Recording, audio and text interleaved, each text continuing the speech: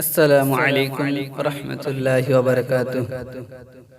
جب رات میں میاں بیوی ہم بستری کرتے ہیں اور ہم بستری کرنے کے بعد جب ناپاک ہو جاتے ہیں، وہ دونوں اس وقت بہت زیادہ فکر ہوتی ہے کہ ایسے وقت میں نہا لینا چاہیے یا پھر ایسے ہی سو جانا چاہیے یا پھر اس کا کوئی طریقہ ہے۔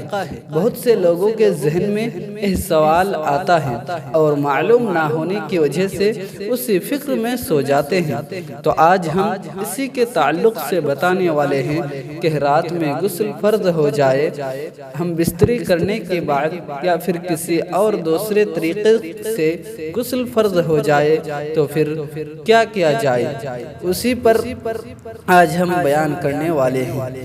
اس پر بہت سے لوگ ایسے ہیں جن کے گھروں میں نہانے کا مکمل انتظام ہوتا ہے اور بہت سارے لوگ ایسے ہیں جن کے گھروں میں نہانے کا انتظام نہیں رہتا ہے اور ان کو بہت دور جانا پڑتا ہے کنویں وغیرہ اور ندی نالے کی طرف، اور جن کے گھروں میں نہانے کی چیزیں ہیں اور جن کے گھروں میں نہانے کی چیزیں نہیں ہیں، بلکہ ان دونوں کے لیے یہی مسئلہ ہے کہ رات میں غسل فرض ہو جائے تو پھر اس وقت میں آپ کو استنجا کر کے اپنے شرمگاہ کو مکمل طور پر صاف کر لے اور جہاں ناپاکی لگی ہو اسی جگہ کو دھو لے۔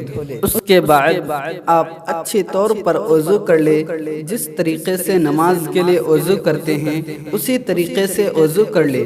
اس کے بعد اگر آپ کھانا پینا چاہیں تو آپ وضو کر کے کھا پی سکتے ہیں۔ اس کے بعد اگر آپ چاہیں تو سو جائے اور پھر کوئی کام کرنا چاہے تو کر لے۔ کوئی اگر رات کے وقت نہانا نہیں چاہے تو اس میں کوئی حرج کی بات نہیں ہے، بلکہ آپ وہی کام کریں جہاں ناپاک لگی ہو، اس جگہ کو دھو لے اور شرمگاہ کو اچھی طریقے سے دھو لے اور اچھی طریقے سے وضو کر لے۔ اس کے بعد آپ سو جائیے۔